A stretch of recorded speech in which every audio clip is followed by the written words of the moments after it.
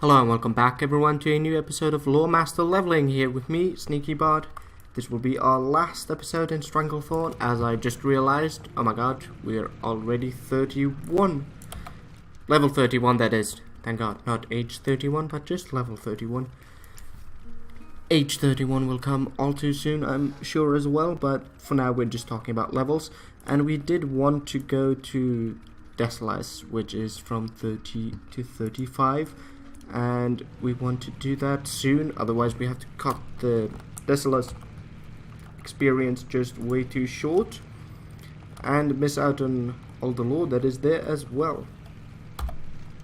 Well, the Decilas is desolate, so there are interesting things regarding the lore there too, and I do like the quest there, but it's not chock full of lore, say like something like the starting areas, or when you're going to expansion content like Northrend with Icecrown or what have you. But we will be, or at least we should be doing just fine. We are heading back to Nessingbury's expedition to hand in our Tiger Mastery quest and hopefully be told to go and kill the white tiger, white lion, white tiger, every hunter's favorite pet. Which is probably one of the reasons where I will have a very hard time convincing myself not to make a hunter on the vanilla server, because I'm basically like, I want that as my pet. I want to have a pet in general because it makes leveling so much easier. But we'll probably go with something like a rogue, obviously, because I know how to level a rogue in vanilla. And because we're masochists, probably a priest as well, because hey, we might want to heal. Because I really don't think that the population is going to be that big on the service. It will be dedicated, but not that big. And I figure if we can have a healer on there, we can at least be sort of a glue to everyone who needs a healer to do dungeons and what have you. Which one do we want to pick? This one, because it sells for more. Nice. Now let's talk to Nessingbury Jr. Yes, we need to kill King Bangalash. Taverona, you're a hunter worthy of our company. From the battlefields of Lordaeron to the deepest jungle, I have rarely witnessed such prowess with weaponry as you have demonstrated. You have killed the ferocious Sindal, the elusive Bagterra, and the treacherous Tethys. But the true prize is the head of King Bangalash. The white tiger is the reason I am here, yet still he taunts me from his roost to the south. Kill King Bangalash and your hunting prowess is proven to be second to none. Alright, we have a alliance rogue here. Watch your back. Not going to try and kill them, even though it would be nice to have a little alliance on horde rogue duel. But we are not wearing heirlooms, so we will probably lose that fight. Anyway, let's go to King Bangalash over there near Fort Livingston, where we just basically came from. And I think, was it Bagterra? I believe it was King Bangalash who, at least on Classic, when you engaged him, he had these stealthed Shadowmaw Panthers with him that caused trouble to new players, and you usually did it in a group because of that, if you weren't very skilled at CC or just weren't a class that had a pet with them. I do not think he has those anymore. If he does, they're significantly weakened, because I have done this quest like after Kata. Just, my memory isn't the best, so I tend to forget how it all went, but I don't remember having any problems with it. Could be misleading though, because hey, memory, but pretty sure if I had problems with it, I would remember. Alright, let's get through the ogre infested troll ruins here, and to our ex-tribal leatherworking trainer. Wait, do we have? Yeah, we do. No, we don't have kick. We only have kick on our stealth bar. That shouldn't happen. Let's put you like this, and then like this. What else do we have on our stealth bar? Okay, nothing else that we need on the actual action bar. Let's find King Bangalash. You were generally up here, or sometimes, I mean, you did patrol down here, if I remember correctly, when we were here 2 episodes ago. But there you are. Let's see if you have any friends that you've brought with you. Yes, you do have jungle panthers, but they are considerably lower level. They're 3 levels lower, but they do still inflict some amount of damage. I mean, they will get us to basically, yeah, okay, 58% health. Nice. Let's heal and go back to Nessenwary. That will then end our quest. Quest line there, and then we can start focusing on the Bambala quest with the mind vision and what have you, where we try and free our raptor. That's a nice bit of sort of adventure game type quests there, where you try to avoid being seen with a very limited skill set as the raptor. And as a stealth game enthusiast, that was the word I was looking for, I do strongly enjoy that quest. So obviously we're going to do that this episode. But yeah, we pulled a raptor and another. Let's hope that they don't end up dazing us, because I don't want to end up fighting them. I just want to turn in our quest here. And yes, for those of you who might be wondering why the hell am I doing these quests in a way that takes me probably the most travel time ever, that is just, I enjoy Stranglethorn a lot, and I like to do these episodes basically in a very chilled out fashion, as you've probably noticed. So if it just takes me a bit longer, a couple of minutes longer, because I'm traveling like this and enjoying the view and the journey in general on our rogue to max level, then so be it. Because I do think that one of the, I didn't like realize this before, but one of the side effects of me leveling this rogue purely on the YouTube channel is that I sink about 3 to 4 hours every week into this character, and that's it. So the leveling process is fairly slow. It's like, it's been a month now, and we're a bit more than a month actually, and we're at only level 31. I mean, I would be able to level to level 100 if I just focused on the character and didn't do anything for like YouTube on it. But that is also the time it took me in BC to get to about this level. So if I do it just for YouTube, I'm thinking, because I'm the journey is the destination type thing, not and let's smell the roses, I will have a much stronger bond with this character because of that. So what do we want? Do we want the dagger? I think we should go for the dagger, even though the mantle of the white tiger looks really nice. Safe travel. Oh, we got both the appearances. Nice. So that is one side effect that I hadn't considered before, but that is actually quite nice. Cool. Now we have a new dagger as well, so we should be doing more damage. And that is also the reason why I'm just taking this slow and enjoying it. And I hope you are enjoying the slow ride through Azeroth as we are leveling, talking about the lore, just talking about shit in general. Like, last couple of episodes have been about BlizzCon, and I could still be talking about BlizzCon, but I feel like it's getting monotonous if I just do BlizzCon. Even though I do have to say that cinematic for the expansion, ooh. I mean, some people cry when they see the Titanic. I'm one of those people, but I'm also one of those people who cry when they hear the classic soundtrack. And putting that classic WoW soundtrack at the end of the new expansion's cinematic, that was just gorgeous. And that was after, like, I knew that there would be classic servers, so I was pretty gobsmacked. Anyway, let's travel to Bambala and try and rescue our little raptor. Let's see, my phone is complaining about something. Okay, I will have to deal with that later, after we are done here, basically. So yeah, next episode we will be going to Desolace, I think. You know me, things might change. For now we're just going to Bambala, which is at the edge of Zul'Gurub here. So you can see here you have the walls of Zul'Gurub, and inside is the actual city.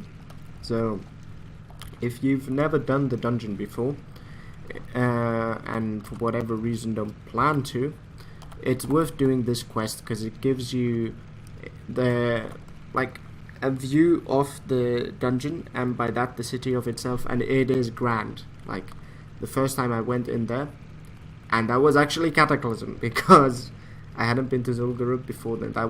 Cataclysm was the first time I went into Zul'Gurub. I was still like, wow, this looks pretty goddamn amazing. Don't be shy. Okay, raptor named Onkang Aka, still your friend. You bring feathers, yes. You can follow directions, yes. Good. We have the feathers, yes. We have the rogue, yes. Speak with the priestess when you are ready. Spirits be with I'm not sure if you know how to speak common. You clearly are dancing for us, though. Okay, I'm ready for the mind vision ritual, Hurala. Bye bye now. Bye bye. But yeah, first time, and here we are. Welcome to Zul'Gurub, little one. It might not look like much now, but give it time.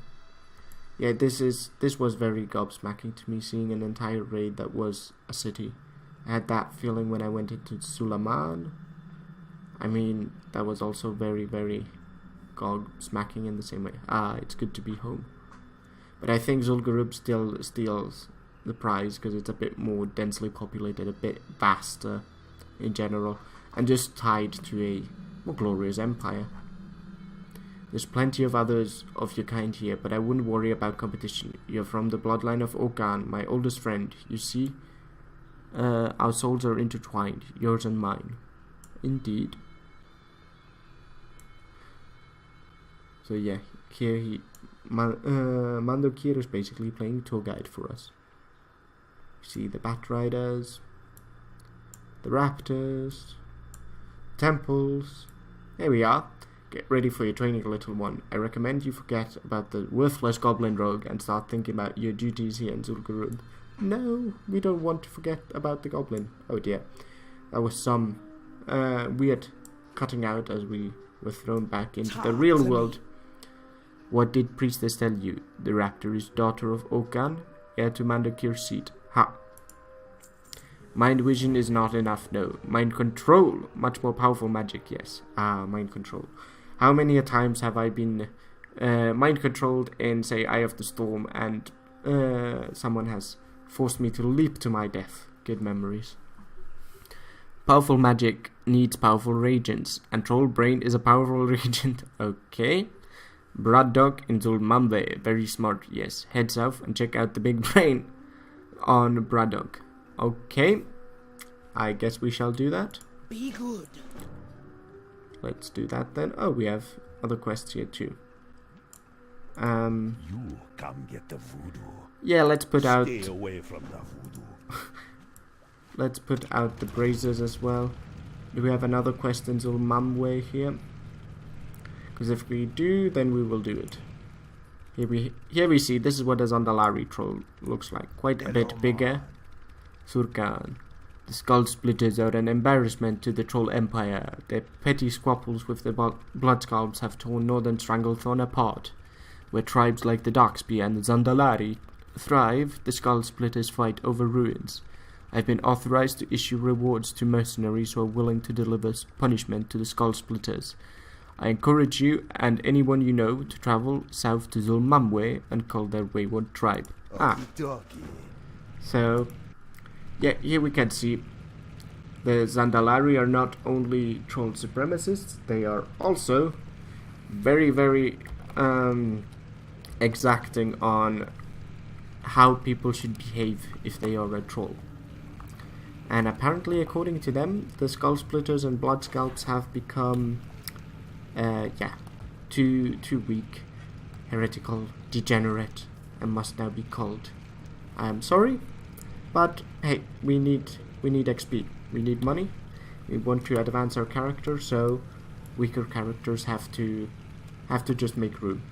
Basically, Darwin in MMOs, if you want. So let's find our way to Zul'Mamwe. Not sure why the Skull Splitters here aren't, counted towards the quest, but apparently they are not petty enough to be killed. There's still some hope for them. What do we have here? And we have the Moshog bounty here, which we can also get. Episode might run a bit longer because I want to finish up with freeing our little raptor friend. So where do we have the Moshog bounty? Ah, over there. So let's zap you. And then steal... Ooh, we have a junk box. Nice. Can we just kill you? Yeah, we can. Nice. That way we could steal the Moshog bounty. And because you were seeing us, I'm going to kill you too. Let's check out what we have in our battered junk box. Also, one of the wonderful things that I like about rogues is lockpicking. And, as I've told before, how pickpocketing and lockpicking is still sort of a part of the game. Not as important as it used to be, but still viewed as important enough to warrant putting little small things and surprises in there that are not like making you any more powerful, but that are still fun enough for people to actually be using the skills. Let's get out our bike and drive towards Zulmamwe. We don't want to tarry too over long after all, because I want to finish up with Stranglethorn in this episode. Okay, so here we have Zulmamwe. This is where I regret that we don't have heirlooms, because we could just charge in and kill anyone and just finish the quest that much quicker. But that is not an option now. What we will do instead is just kill people at random like this. Here we have a brazier. Let's just extinguish these. Okay. Ah, that one was extinguished. Just took it a bit of time to realize that it needed to despawn. Here we have a witch doctor. You're a melee fighter because you're running towards us like that. It's too far away. Nice. And it only requires us to kill 16 of any skull splitter, which is nice. That way we don't have to go running around and going like, no, ineligible skull splitter, ineligible skull splitter. Oh, there's the specific skull splitter that I wanted. Alright, let's go into stealth here. And hopefully one-shot this guy. Not quite. But his panther is much easier to deal with than he is, so... There we go. That's why we stealth attacked the actual hunter. Oh dear.